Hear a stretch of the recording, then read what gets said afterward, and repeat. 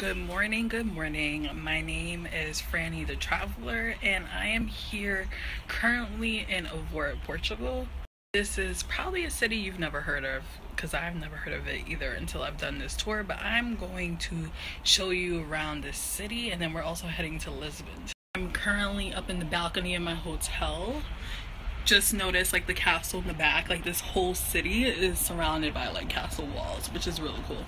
Let me just briefly introduce myself. My name is Franny, as I said. I'm a 27-year-old assistant principal in math and science of a high school. I am from Brooklyn, New York. So to get here, we went from New York to Madrid, and then that was about 6.5 hours. And then from there, after that, we took another hour-and-a-half flight and landed in Porto, Portugal, which is north part of Portugal, and then we've been making our way down south. Current views from the hotel patio. Again. Thing before I take you to breakfast. So notice it's very cloud and gray, which apparently is the normal weather of Portugal. However, this part of Portugal is supposed to be normally like 100, 110, and note the temperature on the geofilter. I'm here in Portugal on a vacation. Say hello. Hey guys. It's typical for European food. We're at breakfast. Cheese, ham, prosciutto, fruit, so eggs, bacon, tomatoes, and lots of bread. I'll go in more detail about the topics such as food, but just one thing to know, if you don't like carbs, Portugal is not the place to be. And welcome to our tour group. Before we start. Wine and cookies? No cookies, just wine. I know what the cookies. I will be showing you the city of Ovora. We're starting our city tour.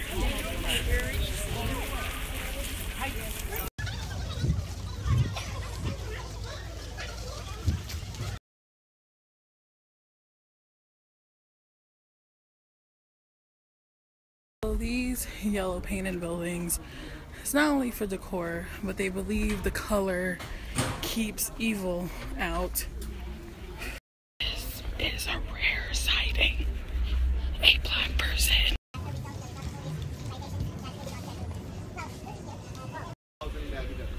It was a commercial hub to the world, but it was a dirty city. There was no sewers, 300,000 people. One thing you need to know, there are churches and cathedrals in Portugal everywhere. We just entered a San Franciscan church.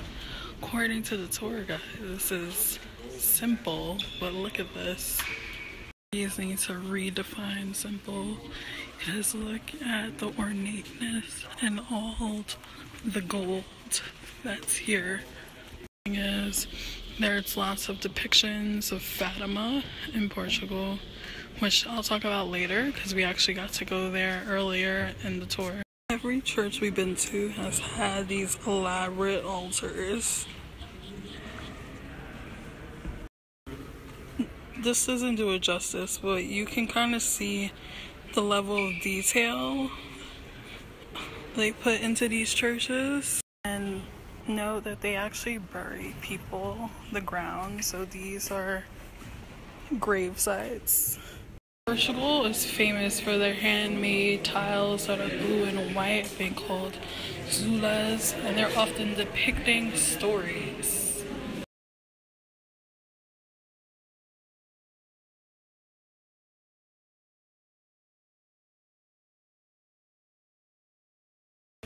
Inside that ornate structure.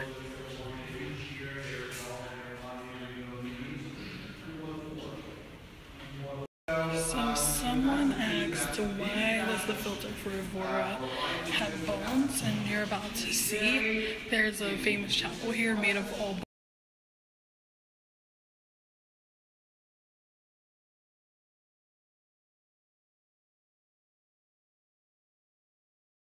time tourists they start This coming, is and they were all getting the bones. The souvenir. made Many bones of missing. bones. So Notice even the arch is made of bones. The columns are made of bones. Notice she knows how to get the angles right. They're dedicated.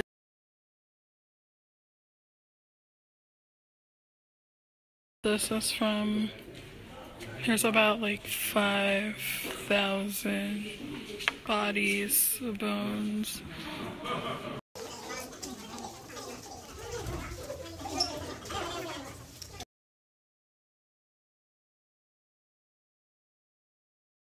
So apparently the purpose of this was for meditation, to show that rich or poor, we're all the same, we all die, end up in.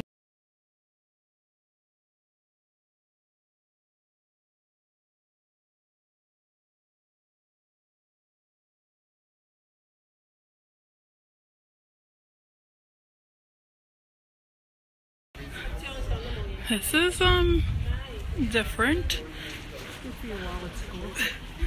Well, there.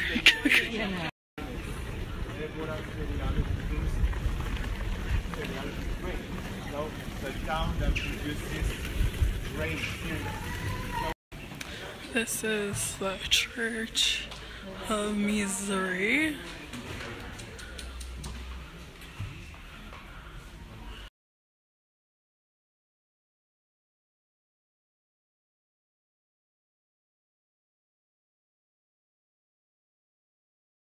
Again, don't ever mess with an Asian's pictures. So, you may be eating carbs all the time here, but between the cobblestones, stairs, and steep hills,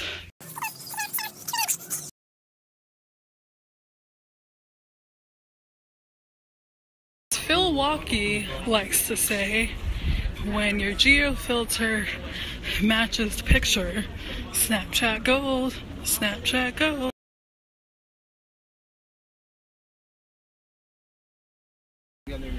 So I remember to see mosaics and statues and all the foundations, everything is here, but you need the space. In AET, we didn't know about the existence of this. How come we have a Roman temple here and we didn't know that existed? A watchtower, like a tiny fortress. That tiny fortress was not in use in the 17th and 18th centuries, and it became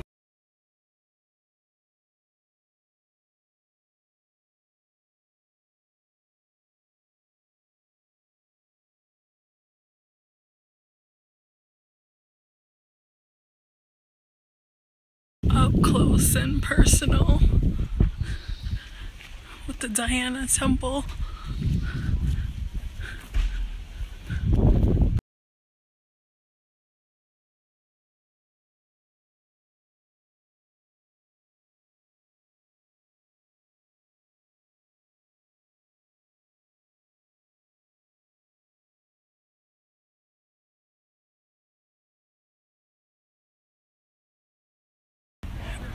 Views atop Avora.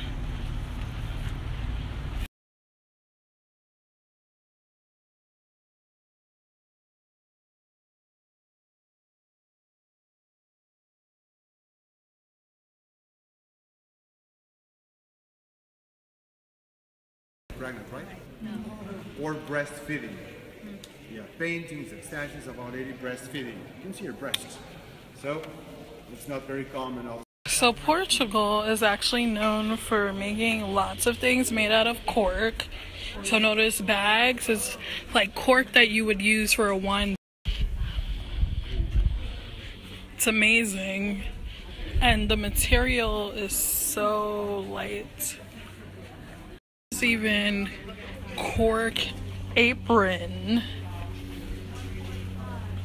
You want to rock this? That's so funny. This material, this is a cork tie. even suspenders. We decided in our free time for lunch to ride this horse-drawn carriage.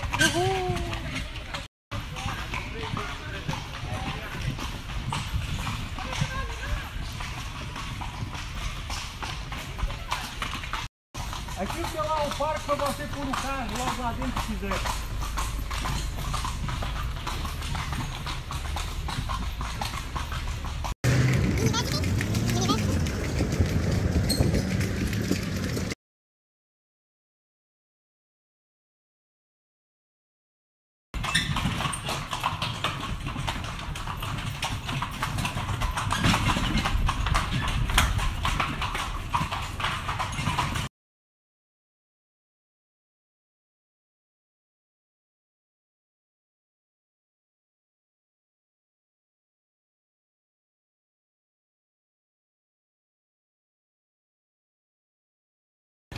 When the horse is stuck in traffic with the cars.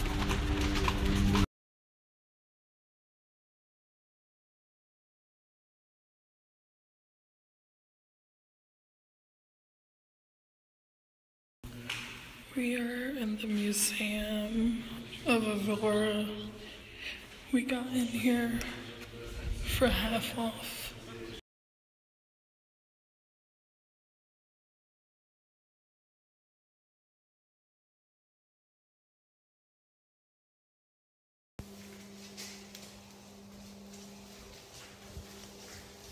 Clearly, Portuguese people got some thickness back there. Look at these paintings. Probably because of all the carbs they eat.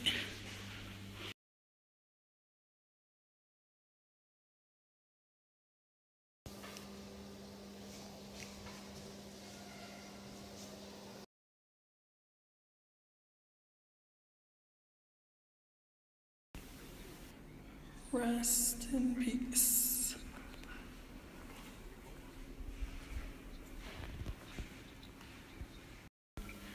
We are walking above an excavation.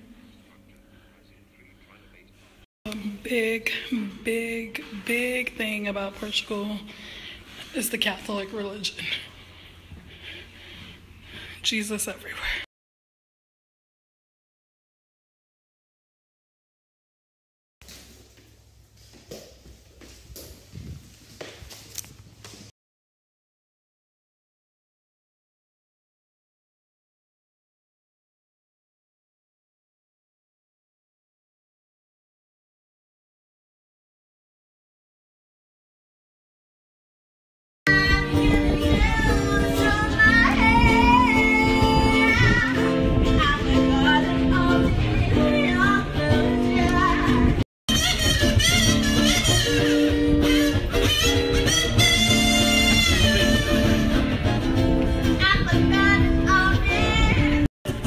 The girl can sing.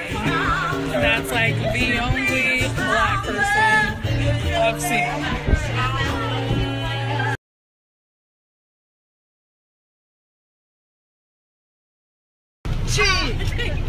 Miguel, Miguel, Miguel.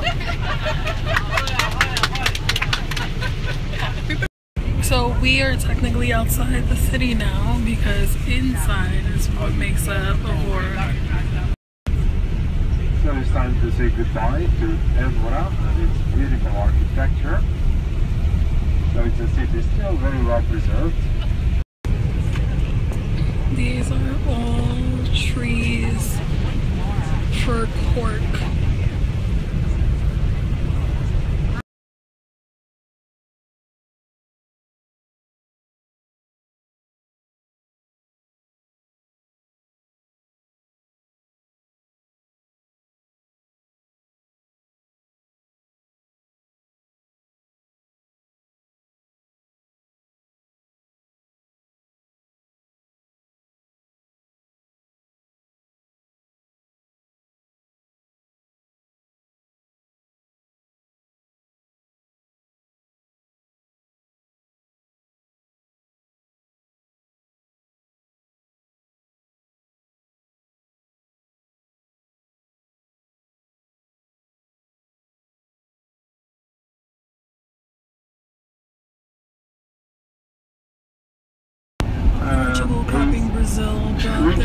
Press the That king bridge is statue. over 10 miles over the river. Water, on the water you can see a body with the shape of a boat. See? A caravel. Where did they want to catch the line?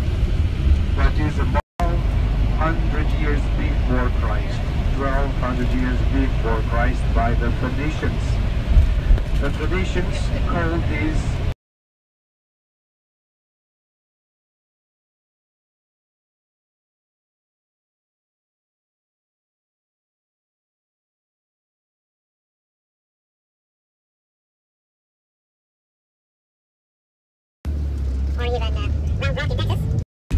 from It's so packed, people. but it's a And you see beautiful a lot place. more The food is good, not diversity. expensive.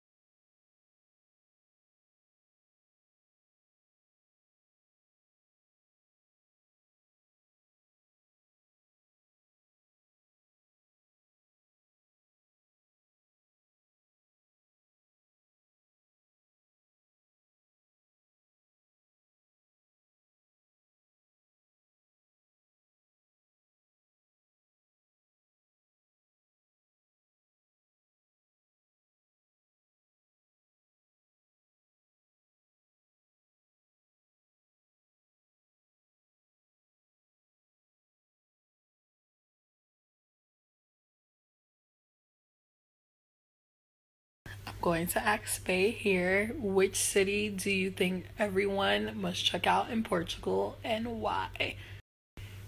You must go to Tomar because it's intimate, it's close knit, and if you really want to see like the personal side of the people in Portugal, you have to see the friendlier side of Portugal because you'll see also like the customs, especially the medieval festivals and the traditions, and to see like the historical aspects of Portugal, not to mention appreciate the structures that are there, and like it takes you back into like medieval times. So speaking of history of Portugal is interesting because many people don't realize that Portugal has existed a lot longer than Spain. I'm a history nerd, history buff, hence all these history facts, but like Portugal actually existed since the 12th century while Spain existed since the 16th century. However, Spain being a much larger piece of land geographically just ends up outshining Portugal, but Portugal is definitely worth exploring. Because when I was trying to decide on tours, I definitely thought about doing like a Spain-Portugal combo, but oftentimes they emphasize Spain and not Portugal. And Portugal just has so much history. Like parts of it is even on the list of like 11 places you should see before you die. However, one thing that shocked me is like I didn't realize Portugal was under like a dictatorship at some point after World War II for like an extended period of time until the 70s. So we are actually going to take the famous tram ride of Lisbon before we're going to something called a fado dinner. Fado meaning faith. I heard it's just like a very like unique Portuguese song that's worth hearing and experiencing. So I'll show you the tram ride of Lisbon. And then when we get back, I just want to briefly talk about the food, about racial demographics, and about religion of Portugal before I sign out. Portuguese baby, you are too cute.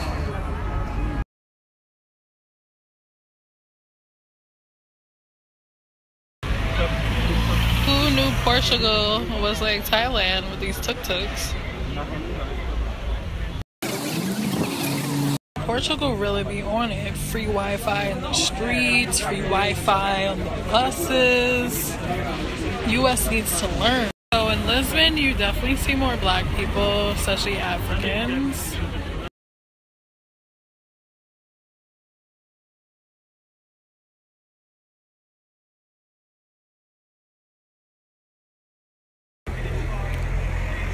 warms my heart to see. The line was so long that we had to leave it, even though we were close, because we have somewhere to be. So we're gonna attempt this tomorrow, and you see that?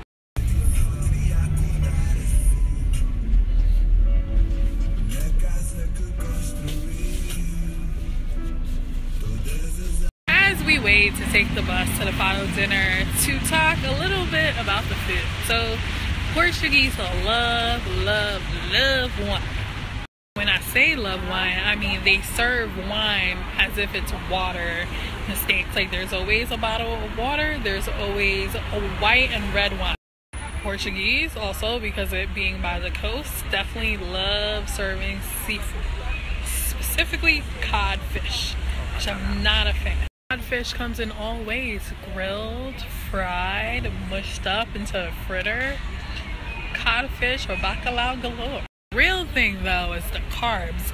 No matter what meal you have, there is bread, potatoes, and rice. Always. I'm going to put up some pictures of the food, but you'll see, for example, the calamari. It's supposed to come with just fries. Apparently came with a side of rice. Don't even know. They also love having tapas, so it's like it's a long course meal. Like, you have a lot of little appetizers, then there's the entree, there's soup.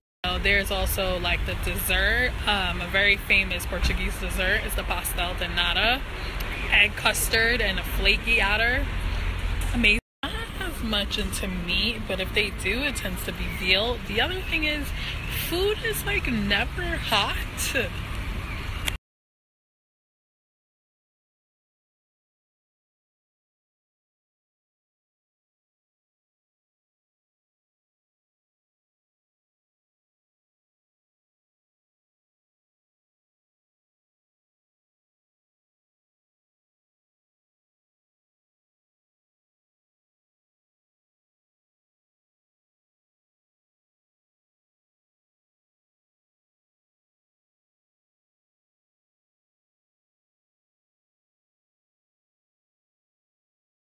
Won't you buy me a Takeover TV? You know that don't.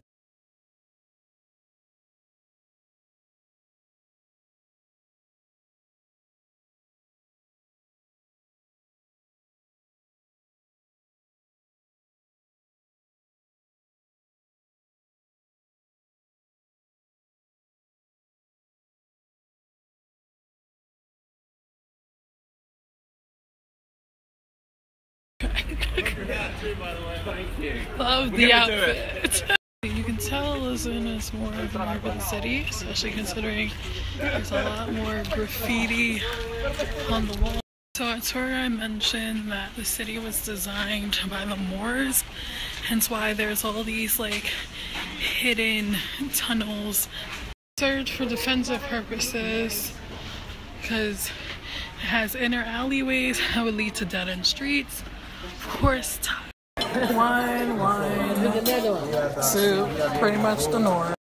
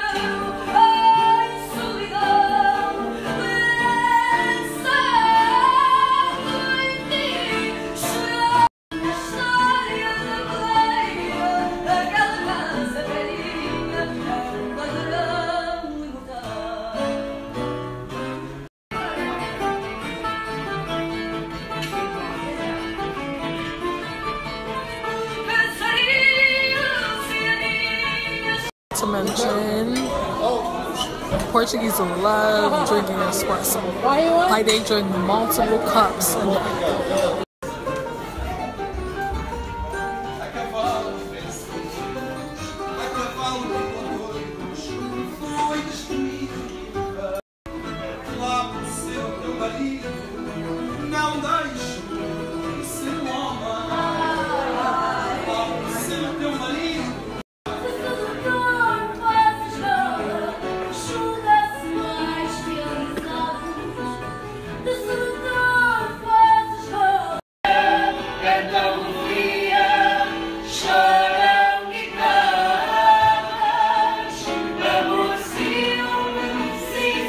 Lisbon nighttime, a lot of people outside for dinner, cafes.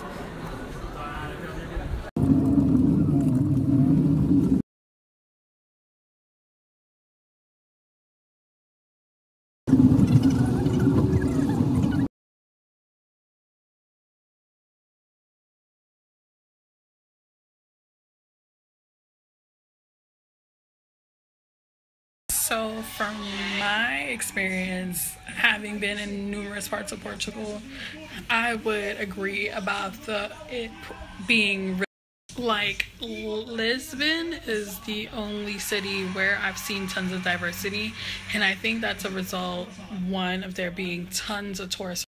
So I'm not actually sure of the people I see, like how many of them are actually like true citizens of Portugal. But think about this. So Portugal has 11 million people. In Lisbon specifically, there are around 2.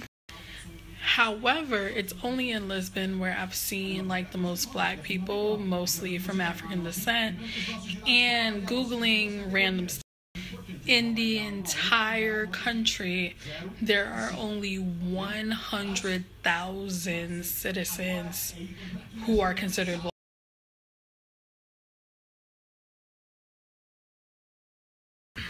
Most of the black immigrants here are from Mozambique, Cape Verde, and other Portugal colonies. The interesting part is that at one point there was like a flood of Ukrainians, if that's what you call them, who came here. So during the time of the Soviet Union being strong, about 300,000 Ukrainian people lived here, and then they left pretty much when the Soviet Union broke apart.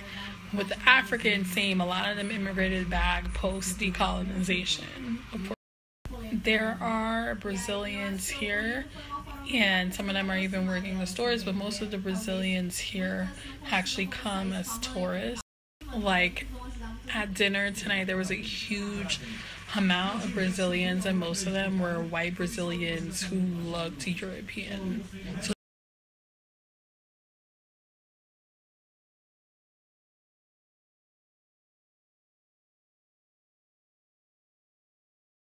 So, interestingly, apparently there are about 50,000 Muslims and 10,000 Hindus, both of them coming from the fact that Portugal colonized.